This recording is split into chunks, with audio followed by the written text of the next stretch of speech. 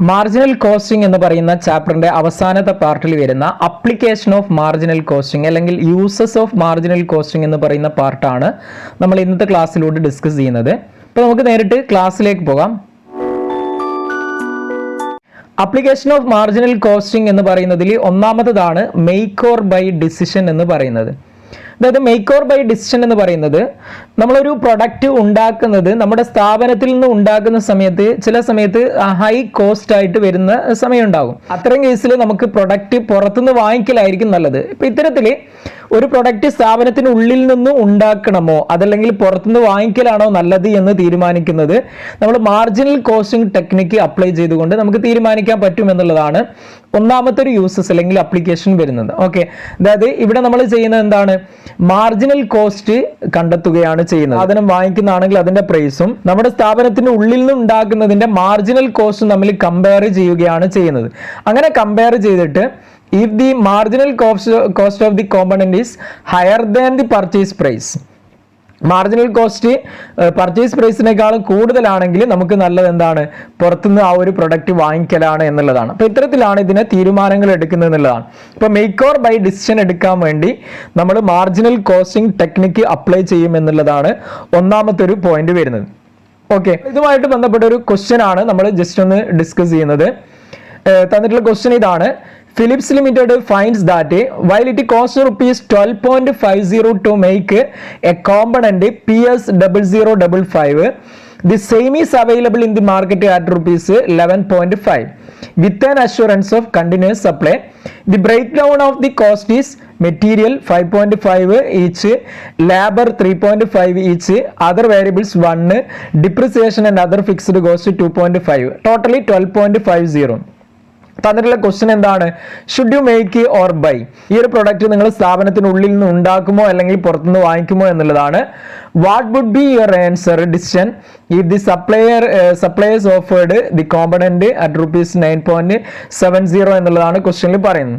ഇപ്പൊ ഇവിടെ നമ്മൾ ഈ തന്നിരിക്കുന്ന ഇൻഫർമേഷന്റെ മാർജിനൽ കോസ്റ്റ് കണ്ടെത്തുകയാണ് വേണ്ടത്. മാർജിനൽ കോസ്റ്റ് എന്ന് പറയുന്നത് മാർജിനൽ കോസ്റ്റ് സ്റ്റേറ്റ്മെന്റ് നമ്മൾ നോർമലി അതിൽ പഠിച്ചിട്ടുണ്ട്. ആ ഒരു ചാപ്റ്ററിൽ മാർജിനൽ കോസ്റ്റ് എന്ന് പറയുന്ന ചാപ്റ്ററിൽ അതിൽ ഡയറക്റ്റ് മെറ്റീരിയൽ, ലേബർ, അതേപോലെ വേരിയബിൾ ഓവർ ഹെഡുകൾ ഇതിനെല്ലാം ആഡ് ചെയ്ത് കഴിഞ്ഞാലാണ് നമുക്ക് മാർജിനൽ കോസ്റ്റ് എന്നുള്ളത് കിട്ടുന്നത്. ഇപ്പൊ നമുക്ക് തന്നിട്ടുള്ള മെറ്റീരിയൽ 5.5, ലേബർ 3.5, അതേപോലെ അതർ വേരിയബിൾ 1 ഇതിനെ ആഡ് ചെയ്ത് കഴിഞ്ഞാൽ നമുക്ക് മാർജിനൽ കോസ്റ്റ് 10 എന്ന് കിട്ടും. ഓക്കെ, അപ്പൊ ഈ 10ഉം നമ്മുടെ ക്വസ്റ്റ്യനിൽ തന്ന ഔട്ട്സൈഡ് പ്രൈസും തമ്മിൽ നമ്മൾ കമ്പയർ ചെയ്യുന്നു. ഔട്ട്സൈഡ് പ്രൈസ് എത്രയാണ്, the same is available in the market 11.5 എന്നാണ് പറഞ്ഞത്. ഇവിടെ നമ്മൾ മാർജിനൽ കോസ്റ്റ് കണ്ടെത്തിയിട്ട് കിട്ടുന്ന എത്രയാണ്, 10 ആണ്. അപ്പൊ ഇത് രണ്ടും തമ്മിലാണ് കമ്പയർ ചെയ്യേണ്ടത്. അപ്പൊ ഔട്ട്സൈഡ് പ്രൈസ് കൂടുതലാണ്. അപ്പൊ ബെറ്റർ നമുക്ക് എന്താണ്, it is better to make internally, നമ്മുടെ സ്ഥാപനത്തിനുള്ളിൽ തന്നെ പ്രൊഡക്റ്റ് ഉണ്ടാക്കലാണ് നല്ലത് എന്നുള്ളതാണ്. ഇനി രണ്ടാമത്തേതിൽ പറയുന്നത് എന്താണ്, പ്രൊഡക്റ്റ് ഔട്ട്സൈഡ് പ്രൈസിൽ 9.70 ഓഫർ ചെയ്യുന്നുണ്ട് എന്നുള്ളതാണ്. അതായത് പുറത്തുള്ള ഓഫർ നമുക്ക് എന്ത് ചെയ്യാൻ പറ്റും, ആക്സെപ്റ്റ് ചെയ്യാൻ പറ്റും എന്നുള്ളതാണ്. അപ്പൊ ഇത്തരത്തിൽ മേക്ക് ഓർ ബൈ ഡിസിഷൻ എടുക്കാൻ വേണ്ടി നമ്മൾ മാർജിനൽ കോസ്റ്റിംഗ് ടെക്നിക്ക് അപ്ലൈ ചെയ്യും എന്നുള്ളതാണ് ഒന്നാമത്തെ ഒരു പോയിന്റ് നമ്മൾ അറിയേണ്ടത്. ഓക്കെ, അപ്പൊ ജസ്റ്റ് ഇതിന്റെ പ്രോബ്ലം വർക്ക്ഔട്ട് ചെയ്യുമ്പോൾ നമ്മൾ അറിയേണ്ടത് എന്താണ്, മാർജിനൽ കോസ്റ്റ് കണ്ടെത്തുക. മെറ്റീരിയലും ലേബറും അതർ വേരിയബിൾ ഓവർ, അതായത് എല്ലാ വേരിയബിൾ കോസ്റ്റിനെ ആഡ് ചെയ്തിട്ട് നമ്മൾ മാർജിനൽ കോസ്റ്റ് കണ്ടെത്തുന്നു. ആ മാർജിനൽ കോസ്റ്റും പ്രൈസ് നമ്മൾ കമ്പയർ ചെയ്യുക. ഓക്കെ, അത് ഔട്ട്സൈഡ് പ്രൈസ് കൂടുതലാണെങ്കിൽ സ്ഥാപനത്തിനുള്ളിൽ നിന്ന് ഉണ്ടാക്കലാണ് നല്ലത്, ഔട്ട്സൈഡ് പ്രൈസ് കുറവാണെങ്കിൽ പുറത്തുനിന്ന് വാങ്ങിക്കലാണ് നല്ലത് എന്നുള്ള തീരുമാനത്തിലാണ് ഇതിൽ നിന്ന് നമ്മൾ എടുക്കുന്നത്. ഓക്കെ, ഇതിന്റെ ആപ്ലിക്കേഷന്റെ രണ്ടാമത്തെ പോയിന്റ് ആണ് selection of suitable product or sales mix എന്ന് പറയുന്നത്. അതായത് ചില സമയത്ത് ഒരു കമ്പനി അല്ലെങ്കിൽ ഒരു സ്ഥാപനം എന്ത് ചെയ്യും, more than one product produce ചെയ്യും, ഒന്നിൽ കൂടുതൽ പ്രൊഡക്റ്റുകൾ ഉൽപ്പാദിപ്പിക്കും. അങ്ങനെ ഉൽപ്പാദിപ്പിക്കുന്ന സമയത്ത് അതിൽ ഏറ്റവും നല്ല പ്രൊഡക്റ്റ് മിക്സ് ഏതാണ്, അതായത് എത്ര ഓരോ ഇപ്പൊ എ എന്ന് പറയുന്ന പ്രൊഡക്റ്റ്, ബി എന്ന് പറയുന്ന പ്രൊഡക്റ്റ് ആണെങ്കിൽ എ എത്ര ഉൽപ്പാദിപ്പിക്കണം, ബി എത്ര ഉൽപ്പാദിപ്പിക്കണം, നമുക്ക് മാക്സിമം പ്രോഫിറ്റ് ഏതിൽ നിന്നാണ് കിട്ടുക എന്നുള്ളൊരു മിക്സ് കണ്ടെത്താൻ വേണ്ടിയിട്ട് നമുക്ക് എന്ത് ചെയ്യാൻ പറ്റും, ഈ ഒരു മാർജിനൽ കോസ്റ്റിംഗ് ടെക്നിക്കിനെ അപ്ലൈ ചെയ്യാൻ പറ്റുന്നു എന്നുള്ളതാണ്. Okay, selection of suitable sales mix എന്നുള്ളതാണ് ഇതിൽ പറയുന്നത്. അപ്പൊ ഇവിടെ നമ്മൾ ചെയ്യുന്നത് എങ്ങനെയാണ്, ഇവിടെ ഒപ്റ്റിമം പ്രൊഡക്റ്റ് മിക്സ് കണ്ടെത്തുന്നത് എങ്ങനെയാണ്, കോൺട്രിബ്യൂഷൻ മാർജിൻ നോക്കിയിട്ടാണ് നമ്മൾ ഒപ്റ്റിമം പ്രൊഡക്റ്റ് മിക്സ് കണ്ടെത്തുന്നത് എന്നുള്ളതാണ്. ജസ്റ്റ് നമുക്കൊരു ക്വസ്റ്റ്യൻ ബേസ് ചെയ്തുകൊണ്ട് ഇതിനെ പറയാം. അതായത് തന്നിരിക്കുന്ന ക്വസ്റ്റ്യൻ ഇതാണ്: the directors of Cochin trading company limited are consisting the sales budget for the next period The following information has been made available from the cost records.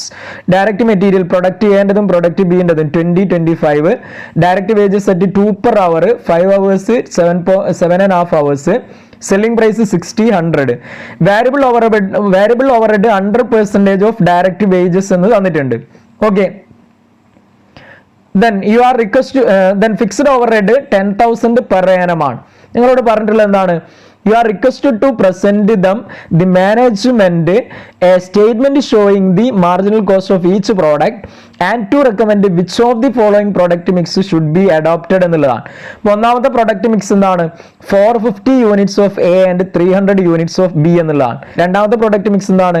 900 units of A only എന്നുള്ളതാണ്. മൂന്നാമത്തേതോ 600 units of B only. നാലാമത്തേത് 600 units of A and 200 units of B എന്നുള്ളതാണ് ക്വസ്റ്റ്യനിൽ തന്നിട്ടുള്ളത്. Okay, അപ്പൊ ഇതിൽ ഏറ്റവും നല്ല sales mix ഏതാണ് അല്ലെങ്കിൽ പ്രൊഡക്റ്റ് മിക്സ് ഏതാണ് എന്നുള്ളതാണ് നമ്മൾ കണ്ടെത്തേണ്ടത്. അതിന് നമ്മൾ ചെയ്യേണ്ടത് എന്താണ്? ആദ്യം ഒരു മാർജിനൽ കോസ്റ്റ് സ്റ്റേറ്റ്മെന്റ് തന്നിരിക്കുന്ന ഇൻഫർമേഷനെ ബേസ് ചെയ്തുകൊണ്ട് വരക്കണം. അതായത് മാർജിനൽ കോസ്റ്റ് സ്റ്റേറ്റ്മെന്റ് എന്ന് പറഞ്ഞാൽ സെല്ലിംഗ് പ്രൈസിൽ നിന്ന് വേരിയബിൾ കോസ്റ്റ് കുറക്കണം, അപ്പൊ നമുക്ക് കോൺട്രിബ്യൂഷൻ കിട്ടും. ഇതാണ് നമ്മൾ ആദ്യം വരക്കേണ്ടത്. അപ്പൊ സെല്ലിംഗ് പ്രൈസ് പ്രൊഡക്റ്റ് എൻ്റെത് തന്നത് 60 ആണ്, ബിൻ്റെ തന്നത് 100 ആണ്. ഓക്കെ, അത് നമ്മുടെ ക്വസ്റ്റ്യനിൽ തന്ന ആ ഒരു കാര്യം നമ്മൾ അങ്ങോട്ടേക്ക് മാറ്റി എഴുതുന്നു. അതായത് സെല്ലിംഗ് പ്രൈസ് എന്ന് പറഞ്ഞിട്ട് നമ്മുടെ ക്വസ്റ്റ്യനിൽ തന്ന 60ഉം 100ഉം നമ്മൾ ഇങ്ങോട്ടേക്ക് മാറ്റി എഴുതുന്നു. അതേപോലെ തന്നെ നെക്സ്റ്റ് നമ്മൾ കാണിക്കുന്നത് ഡയറക്റ്റ് മെറ്റീരിയൽ കോസ്റ്റ് 20ഉം 25ഉമാണ് തന്നത്. ഡയറക്റ്റ് വേജസ് നമ്മുടെ ക്വസ്റ്റ്യനിൽ തന്നത് 2 per hour ആണ്. 2 into 5 hours കണ്ടു കഴിഞ്ഞാൽ നമുക്ക് 10 എന്ന് കിട്ടും. അതേപോലെ 2 into 7.5 കണ്ടു കഴിഞ്ഞാൽ നമുക്ക് 15 എന്ന് കിട്ടും.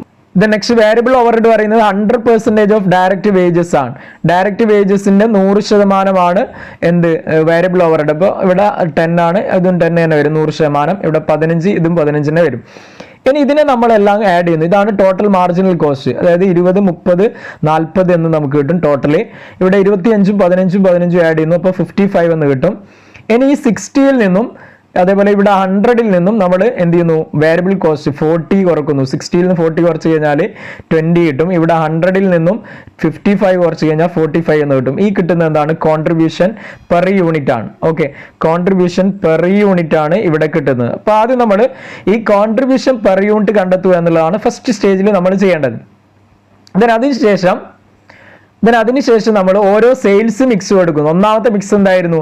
450 units of A and 300 units of B ആണ്. ഇപ്പോൾ 450 units of A ആണ്. എയുടെ കോൺട്രിബ്യൂഷൻ പെർ യൂണിറ്റ് നമ്മൾ ഇപ്പോൾ കണ്ടെത്തിയത് 20 ആണ്. അപ്പോൾ അതുകൊണ്ട് മൾട്ടിപ്ലൈ ചെയ്യുന്നു. 450 into 20 കണ്ടു കഴിഞ്ഞാൽ 9000 എന്ന് കിട്ടും.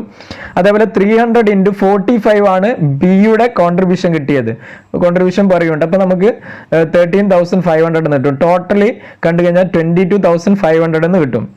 ഇതിൽ നമ്മൾ ഫിക്സ്ഡ് കോസ്റ്റ് മൈനസ് ചെയ്യുക. ഫിക്സ്ഡ് കോസ്റ്റ് 10,000 ആണ് ക്വസ്റ്റ്യനിൽ തന്നത്. അതിനെ മൈനസ് ചെയ്ത് കഴിഞ്ഞാൽ നമുക്ക് പ്രോഫിറ്റ് കിട്ടും 12,500. ഇനി ഇതാണ് പ്രോഫിറ്റ് വരുന്നത്. ഒന്നാമത്തെ കേസിൽ പ്രോഫിറ്റ് വരുന്നത് 12,500 ആണ്.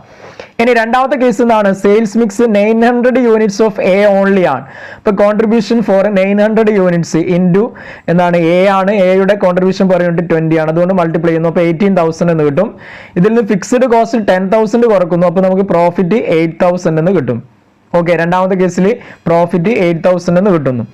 ഇനി മൂന്നാമത്തെ sales mix 600 units of B only ആണ്. 600 ഇൻറ്റു ബിയുടെ കോൺട്രിബ്യൂഷൻ പെർ യൂണിറ്റ് 45 ആണ്. ഇപ്പൊ 27,000 എന്ന് കിട്ടും. ഇതിൽ നിന്ന് ഫിക്സ്ഡ് കോസ്റ്റ് 10,000 കുറക്കുന്നു. അപ്പൊ നമുക്ക് പ്രോഫിറ്റ് 17,000 എന്ന് മൂന്നാമത്തെ കേസിൽ പ്രോഫിറ്റ് കിട്ടും. ഓക്കെ, ഇനി നാലാമത്തെ കേസ് എന്താണ്? 600 units of A and 200 units of B ആണ്. ഇപ്പൊ 600 into 20 ആണെന്നു. അതേപോലെ 200 into 45 12,000, 9,000. അപ്പൊ നമുക്ക് 21,000 എന്ന് ടോട്ടൽ കിട്ടും. ഇതിന് ഫിക്സ്ഡ് കോസ്റ്റ് 10,000 കുറക്കുന്നു. അപ്പൊ പ്രോഫിറ്റ് 11,000 എന്ന് കിട്ടും. ഇനി ഇവിടെ നമ്മൾ ചെയ്യേണ്ടത് ഈ 4 കേസിലുമുള്ള പ്രോഫിറ്റ് എടുക്കുന്നു. ഒന്നാമത്തെ കേസിൽ നമുക്ക് കിട്ടിയ പ്രോഫിറ്റ് എത്രയാണ്? 12,500. രണ്ടാമത്തെ 8,000, മൂന്നാമത്തിൽ 17,000. ദെൻ നെക്സ്റ്റ് കിട്ടിയത് എത്രയാണ്? 11,000. ഇതിൽ ഏറ്റവും കൂടുതൽ പ്രോഫിറ്റ് കിട്ടുന്ന ഏതിലാണ്? 17,000. അതായത് സെയിൽസ് മിക്സ് സി ആണ്. അപ്പോൾ ഇവിടെ നല്ലത് ഏതാണ്? സെയിൽസ് മിക്സ് സി ആണ് ഏറ്റവും നല്ലത്. 600 യൂണിറ്റ്സ് ഓഫ് ബി എന്നുള്ളതാണ് ഇവിടെ ഏറ്റവും മാക്സിമം പ്രോഫിറ്റ് നൽകുന്നത് എന്നുള്ളതാണ്. ഓക്കെ, ആ മാക്സിമം പ്രോഫിറ്റ് വരുന്നതിനെ നമ്മൾ ഏറ്റവും നല്ലതായിട്ട് സെലക്ട് ചെയ്യുന്നു. അപ്പോൾ selection of suitable sales mix എന്നുള്ളതാണ് നമ്മൾ ഇവിടെ പറഞ്ഞത്. അപ്പോൾ ഇതിൽ ഏറ്റവും നല്ല മിക്സ് ആയിട്ട് ആ മൂന്നാമത്തേന് നമ്മൾ സെലക്ട് ചെയ്യുന്നു. ഓക്കെ, ഇനി നെക്സ്റ്റ് വൺ വരുന്നത് പ്രോബ്ലം ഓഫ് കീ ഫാക്ടർ ആണ്. അതായത് കീ ഫാക്ടർ എന്ന് പറഞ്ഞു കഴിഞ്ഞാൽ ഒരു സ്ഥാപനത്തിന്റെ പ്രൊഡക്ഷനെ ലിമിറ്റ് ചെയ്യുന്ന, അതായത് തടസ്സം നിൽക്കുന്ന എന്ത് ഫാക്ടർ ഉണ്ടോ അതിനെയൊക്കെ നമ്മൾ എന്ത് പറയും? കീ ഫാക്ടർ എന്ന് പറയും. ഈ കീ ഫാക്ടറിന് വേറെ കുറെ പേരിൽ അറിയപ്പെടും. Limiting factor, critical factor, principal factor, governing factor എന്നൊക്കെ പറയും. അപ്പൊ ഇവിടെ ഇത്തരത്തിൽ ഇങ്ങനെ കീ ഫാക്ടർ വരുന്ന സമയത്ത് ഒരു ബിസിനസ് കണ്ടിന്യൂ ചെയ്യണമോ ചെയ്യണ്ടയോ എന്നുള്ള തീരുമാനം എടുക്കാൻ വേണ്ടിയിട്ടും നമ്മൾ മാർജിനൽ കോസ്റ്റിംഗ് അപ്ലൈ ചെയ്യും എന്നുള്ളതാണ്. അപ്പൊ ഇവിടെ നമ്മൾ ചെയ്യുന്നത് എന്താണ്? അതായത് കീ ഫാക്ടർ എന്ന് പറഞ്ഞാൽ it is A factor which limit on production എന്നുള്ളതാണ്. പ്രൊഡക്ഷന് ലിമിറ്റ് ചെയ്യുന്ന ഫാക്ടറുകളെ നമ്മൾ എന്ത് പറയും? കീ ഫാക്ടർ എന്ന് പറയും. ഇവിടെ നമ്മൾ ചെയ്യുന്നത് contribution per unit of key factor എന്ന് പറയുന്ന ഒരു ഐറ്റം നമ്മൾ കണ്ടെത്തണം. അതിനാദ്യം നമ്മൾ കോൺട്രിബ്യൂഷൻ പെർ യൂണിറ്റ് കണ്ടെത്തണം. മാർജിനൽ കോസ്റ്റ് സ്റ്റേറ്റ്മെന്റ് വരച്ചിട്ട് അത് ഡിവൈഡഡ് ബൈ, അതായത് contribution per unit divided by key factor കണ്ടു കഴിഞ്ഞാൽ നമുക്ക് contribution per unit of key factor എന്നുള്ളത് കിട്ടും. ഓക്കെ, അപ്പോൾ ആദ്യം നമ്മൾ മാർജിനൽ കോസ്റ്റ് സ്റ്റേറ്റ്മെന്റ് വരച്ചിട്ടാണ് ഇതിനെ വർക്ക്ഔട്ട് ചെയ്യേണ്ടത്. അതിനെ ബേസ് ചെയ്തുകൊണ്ടാണ് നമ്മൾ തീരുമാനം എടുക്കുന്നത്. ജസ്റ്റ് ഒരു ക്വസ്റ്റ്യൻ ബേസ് ചെയ്തുകൊണ്ട് നമുക്ക് ഈ ഒരു ആപ്ലിക്കേഷൻ നോക്കാം. From the following data, which product would you recommend to be manufactured in a factory? Time being the key factor. അപ്പോൾ ഇവിടെ key factor എന്താണ്? ടൈം ആണ്. ഓക്കെ, ഇപ്പൊ key factor എന്ന് പറയുന്നത് പലതും ആകാം. അത് റോ മെറ്റീരിയൽ ആകാം, ഇനി അതല്ലെങ്കിൽ ഫിനാൻസ് ആകാം, അങ്ങനെയുള്ള ലേബർ ആകാം, എന്തുമാകാം. ഓക്കെ, അപ്പൊ ഇവിടെ ടൈം ആണ് കീ ഫാക്ടർ എന്ന് ക്വസ്റ്റ്യനിൽ തന്നിട്ടുണ്ട്. പ്രൊഡക്റ്റ് എക്സും പ്രൊഡക്റ്റ് വൈ ആണ്.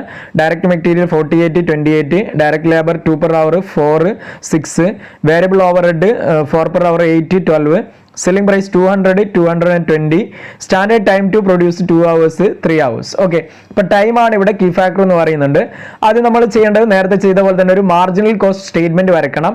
സെല്ലിംഗ് പ്രൈസ് കൊടുക്കുന്നു 200ഉം 220ഉം, അതായത് പ്രൊഡക്റ്റ് എയുടെയും ബിയുടെയും.